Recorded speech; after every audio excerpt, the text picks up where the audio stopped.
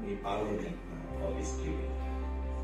The Lordship of Christ, intimacy with God, fellowship in the body, are all powerless without the Spirit's enabling. Amen?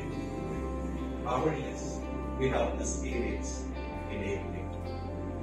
Meaning, the Holy Spirit is not an optional add-on, but the very power source of discipleship and mission. Sabi natin, ang Banal Espiritu is the third person of the Godhead. He is God. In the Bible, lagi po siyang tinatawag ng Holy Spirit, the Holy Ghost, or simply the Spirit with capital S. The Christian life begins by the Holy Spirit.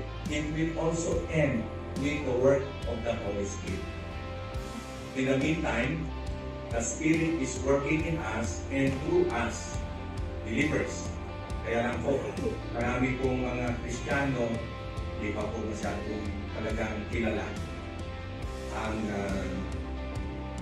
ministeryo at mismo ang identity ng Banal Espiritu.